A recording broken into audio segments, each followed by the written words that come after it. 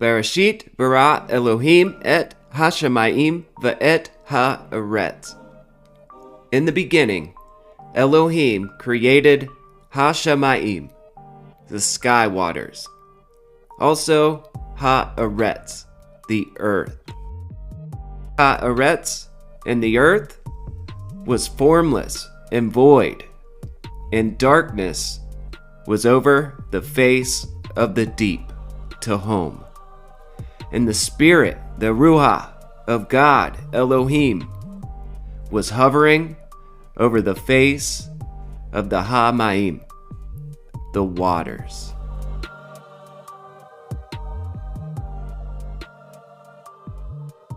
Welcome back. Thank you for tuning in. So Ancient the Sage here. I hope you're doing well. That was a dramatic intro, but let's get into Ha-Shamayim, the sky waters. And I just want to talk a little bit about the ancient Semitic construct of the universe. We're going to get into Tiamat and its relation with Tehom, the Hebrew word for the deep.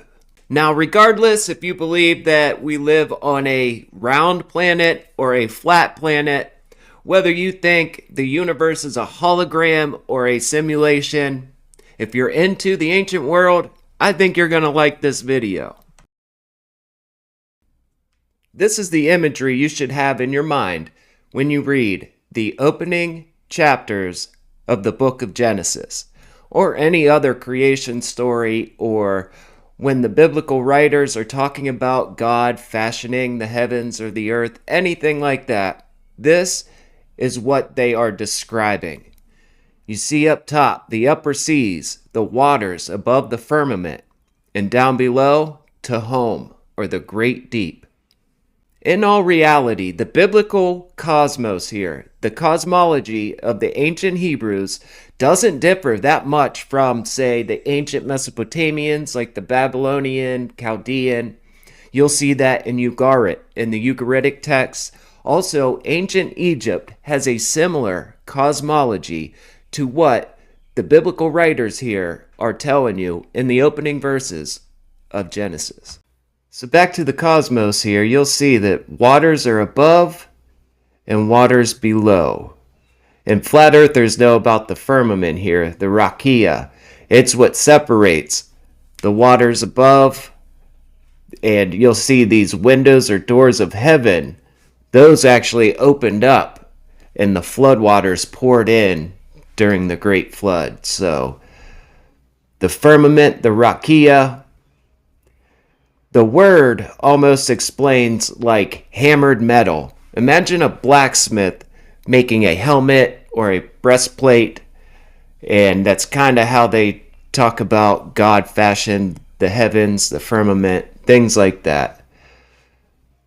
And as you'll see, in here is the earth, and under the earth is Sheol, the place of the dead. You'll see the term Sheol, and what it means is the abode of the dead. And that's what you saw under the earth. You'll see Gehenna, which is a valley, a famous valley. What it is a place of divine punishment.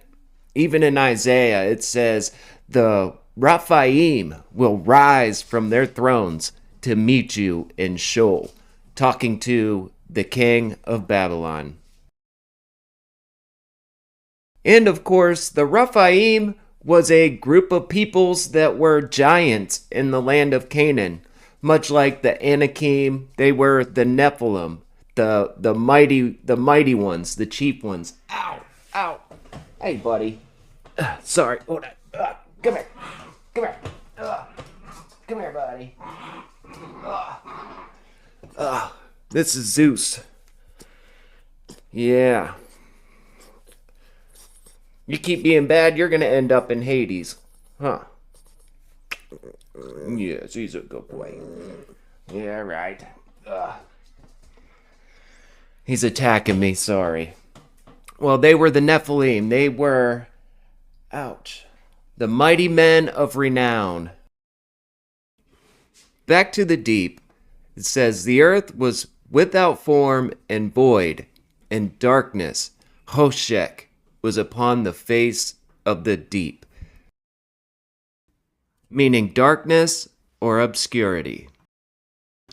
The Babylonian creation story, Enuma Elish, begins with the universe in a formless state, from which emerged two primary gods, male and female.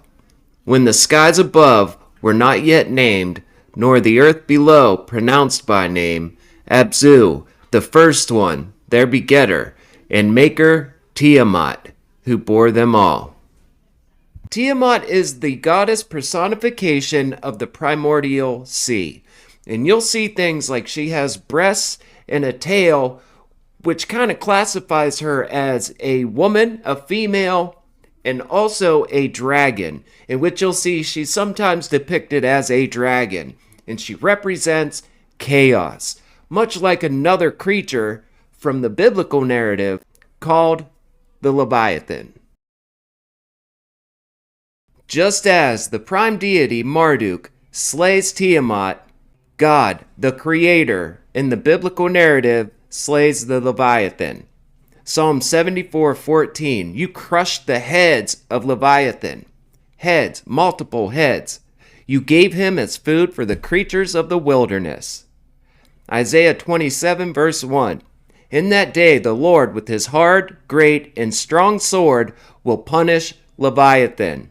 Leviathan, the twisting serpent, and he will slay the dragon that is in the sea.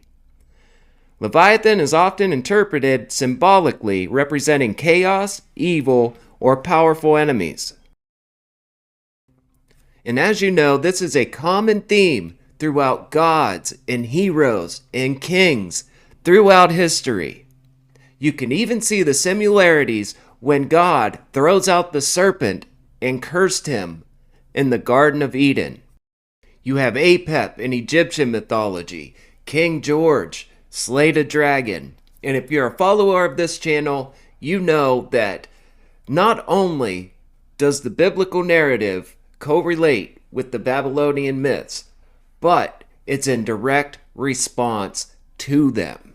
And remember, I showed you that sky map of the constellation of Gemini where the twins had their toes dipped in the Milky Way, and then showed you the famous sculpture of the dog feeding the twins Romulus and Remus. That is the founding myth of the city of Rome. It's far too often that I see people go into mythology, like creation myths, and completely ignore their cosmology. It's hugely important. That's why I never bought into the ancient astronaut theories. No, I'm not knocking it or anything. To me, there's not enough evidence out there to really say that these beings and other creatures that the ancients were talking about were aliens.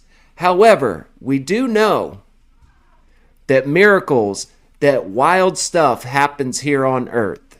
And ancient peoples all over the earth have been telling us that miraculous things have happened. And these beings, and they told us that they were here. But where did they come from? And what do these waters represent? So the idea of the preeminent ocean as an element from the bowels of which the earth arises or is created is universally prevalent in ancient mythologies. The beginning of all things, the chaos from which the earth is brought about, and the mother of all gods. Jesus said one must be reborn of spirit and water. And just as man is delivered, the primordial sea is the womb which brings about the universe. Short video today. Thank you so much for taking the time to watch this. This is so ancient. Please hit that like button and subscribe. It would really help me out. Thank you for your time.